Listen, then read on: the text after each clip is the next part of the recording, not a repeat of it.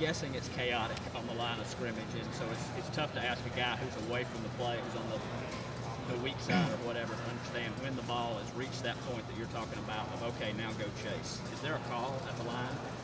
Is there a verbal call at the line, or do you just expect guys? No, sir. You just play the block inside based on the departure angle, what the guard or the center gives you, and then once guys see the ball declared, and then once they see that, that's where the pursuit element comes in. How many guys do you want to play on Saturday? Ideally, how many guys would you like to have? Ideally, 4 to 6. To keep those guys fresh, and rotate them. But 4 we can get by with, but you love to have 6 guys that are ready and that you trust to put in the game and that you trust to execute the calls, and also that have had good weeks of practice. I don't think you can play a guy. It's pretty hard to play a guy when he's had a bad week of practice. So that's what we're aiming for, and hopefully we can build on that in fall camp and get to that number. Thank you. From a talent standpoint, do you feel like this group is 6 deep? I do, but I still think we got a long way to go. I think there's some guys that need to solidify, the 1 through 6. I think it's still open competition. Tomorrow's depth chart is just a starting point for us. So hopefully the guys will go out and work hard and compete, which I think they'll do, and give us their best. You see these guys take reps beside each other.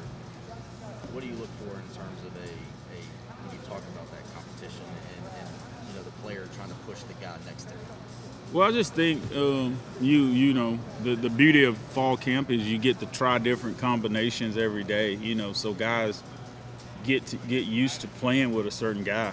Because you never know what'll happen in a game. So you try to structure that in practice once you get rolling.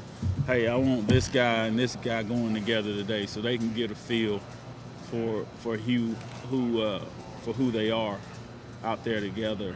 And you try different groups and mix and match it, and hopefully at the end when we get to game week, we got a solid rotation and everyone feels comfortable playing with each other, so to speak.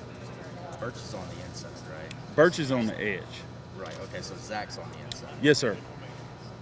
A guy that was highly talented coming out of high school, how do you help him sort of reach that potential that he came in? I think the first thing, one of the first conversations that I had with Zach, obviously he's a very talented and skilled player athletically.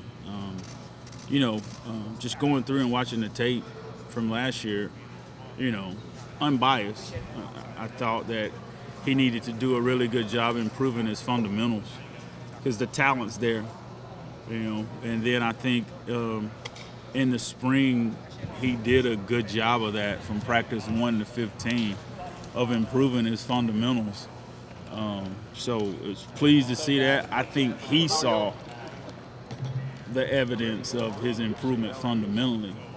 When you mix the fundamental part of it, and as gifted as he is as an athlete, the sky's the limit for him. Now the challenge is, after spring and the summer, is now we got to do it in the games. We got to do it when the lights are on.